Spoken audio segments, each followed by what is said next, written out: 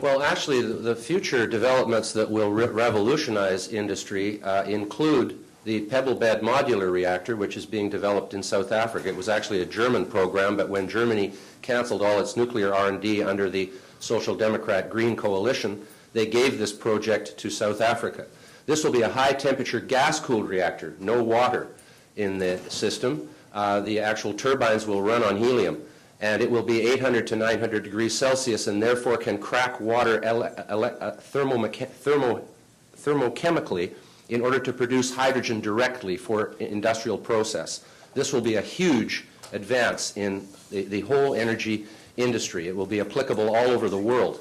And then there is the fast reactor, which has been referred to as the breeder reactor. Most people call them fast reactors now because the neutrons are faster in them.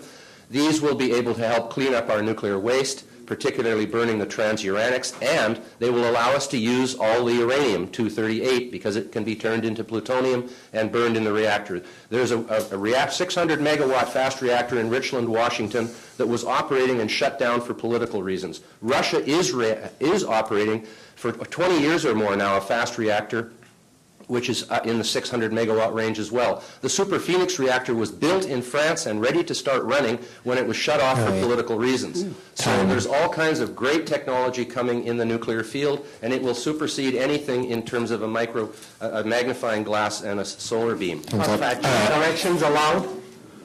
What's that? Are factual corrections allowed? Let's ask another question, then we can return to this. Oh, there.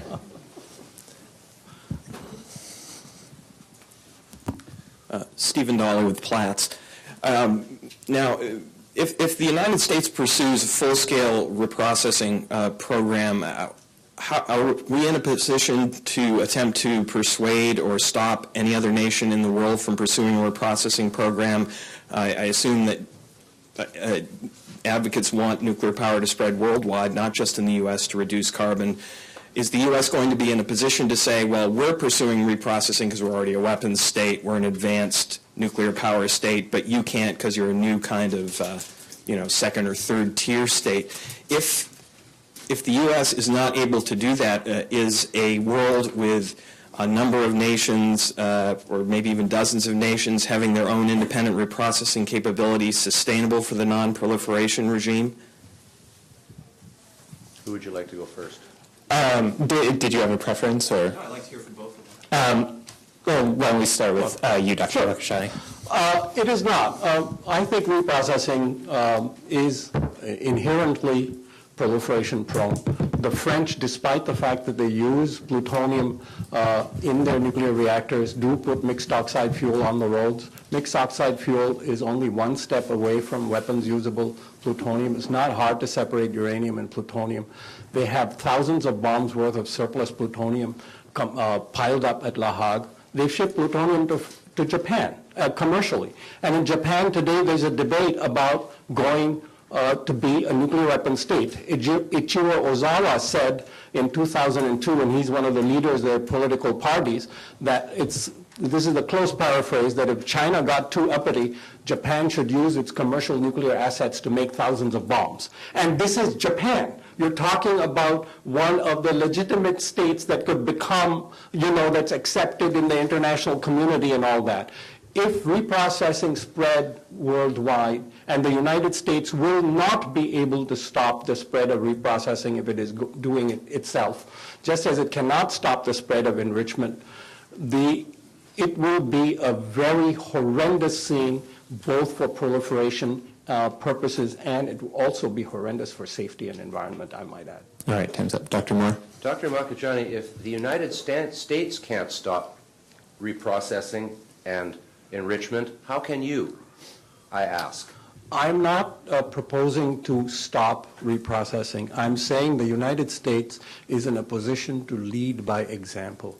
I think the United States led by example by making an Atoms for Peace speech and proclaiming it would be too cheap to meter and have nuclear power be sexy and everybody fall in love with it. It's not guaranteed that the United States could convince everybody if it went the other way, but it's guaranteed that it won't if it doesn't. Well, I'll finish my response by saying that every country in the world has a legal right to develop nuclear energy for peaceful purposes. It's under the UN Charter. The International Atomic Energy Agency is responsible for overseeing this dual issue of promoting peaceful uses of nuclear energy and trying to prevent the spread of nuclear weapons.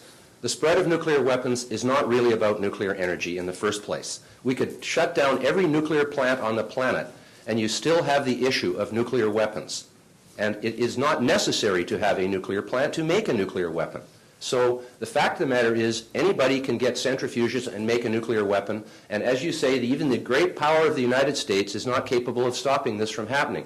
It has to be the combined weight of the international community, and that is why it is so important to look to the United Nations as a place where these kinds of regimes and protocols will be developed. We've actually been fairly successful in recent years at preventing proliferation of nuclear weapons. The situation in North Korea is to some extent under control. The situation in Iran, we don't actually know what their intentions are. But the fact of the matter is, if some state wants to build a nuclear weapon, they can do it. Time's up. And the United States can't stop it. Just a quick follow-up, if I could, because that wasn't really my question. I was asking not about whether we can stop reprocessing around the world in current states, but whether the 25 to 50 states, according to the IAEA, that are looking at new nuclear power programs possibly, could be stopped from reprocessing domestically with their own facilities if the U.S. pursues a large-scale reprocessing program. If you could each Let me give keep you it a quick. short answer. If the United States pursues reprocessing programs, it will not be able to stop other countries.